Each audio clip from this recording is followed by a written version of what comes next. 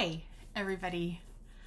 So this video is going to be a publishing update on my books, future projects, and overall publishing things that are going on with my books. So first of all, the Prodigy and the Diamond is currently with an editor, and the book is up for pre-order on Amazon. The official release date is July 9th, and this is the final book in the main series for the Fernley family. And it is a story of the youngest of the bunch, which is Oliver. And I'm super excited about it because it's fantastic. I loved writing it. My second bit of news is that I'm currently working on a super secret multi-author project, and I can't wait to share more information on this project with you all. So stay tuned because you should see stuff about it this month and into next month, and of course for the rest of the year. So I'm super excited to share that with all of you. The third thing that I'm working on is getting new covers for the Earls of England series. So this is the series that I first started out with. It's 3 books, and they were traditionally published, and in 2022 I was able to purchase my rights back. I seriously, when I wrote down the year 2022, and I realized that it had been that long, I was just like, why have I not recovered these yet? So I'm working on doing that. Anyway, as I was looking over the reviews for the books and trying to decide what to do for my next project, since I've just finished the Fernley family, I decided that these books didn't get as much love as I wanted, and there's some opportunities with the books. So first opportunity would be with covers, and then the second opportunity would be with the text. So as I release the new covers, I'll also be releasing updated edited text with added scenes in the books, and then of course editing out some things that just didn't hit home with readers on all 3 books. So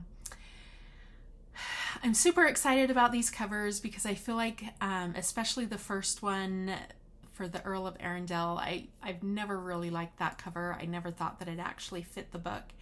And the cover artist that I'm working with on these books, she's fantastic. She's doing an amazing job with them, and I can't wait to share them. So as soon as those are ready to share, I will be getting super excited about them and sharing them. The fourth thing that I'm going to be doing is actually pretty big, and it's something that I've known I need to do for a while, but I just hadn't done it because it's going to be a lot of work, and also I don't know exactly how it's going to turn out. I'm hoping for the best. Anyway, it's a huge change, and it's causing me a bit of anxiety, but I'm going to be adding a middle initial to my author name. So my name, my given name, is Angela Johnson, and I do not have a middle name. I've never had a middle name. I blame my parents. It's all their fault. Because they are the ones who named me. But it has caused a lot of problems throughout the years, my life. In high school, there was more than one Angela Johnson, and they got us mixed up. And there was one parent-teachers conference where it was just a mess, going to wrong teachers. The parents were going to wrong teachers. Anyway.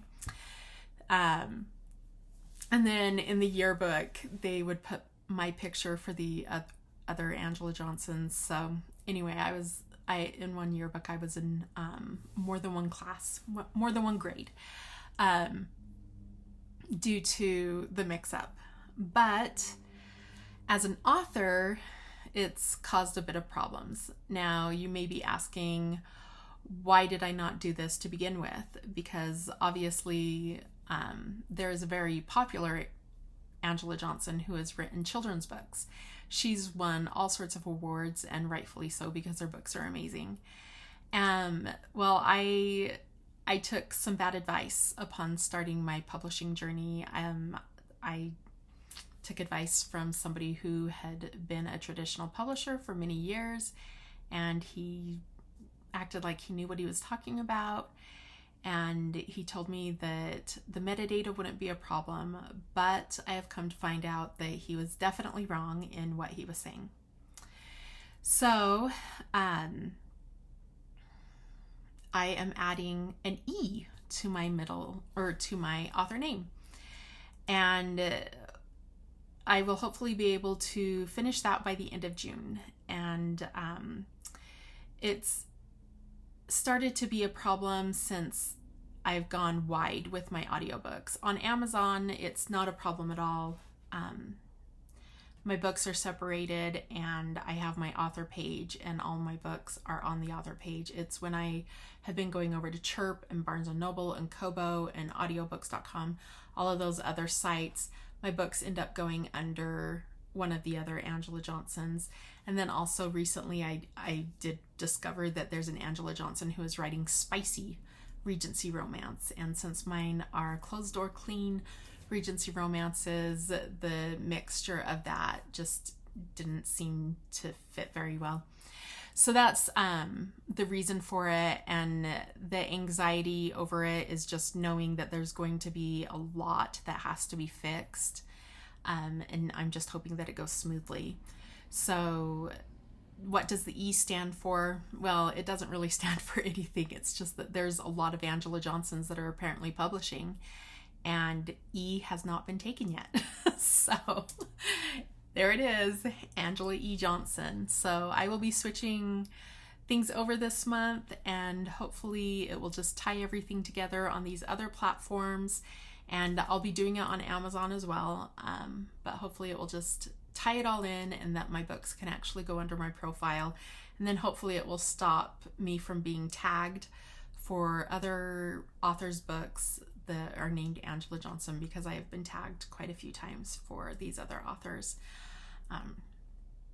And hopefully it will just separate our metadata so that my books can be shown as my books and other people's books as their own. And maybe one of these days I'll legally go in and give myself a middle name that starts with an E. Who knows? And then last but not least, I just really wanted to thank everybody who reads my books, everybody for your support. I truly appreciate everyone who has taken the time to read my books, to comment on them, to send me emails, to encourage me to continue to write, posting reviews on Amazon and Goodreads, and all of the bookstagrammers who have just been amazing and have shared my books, and anybody at all who has shared my books with friends or family. I just really appreciate every last one of you, because that's how an author grows, and that's how an author's books get out there.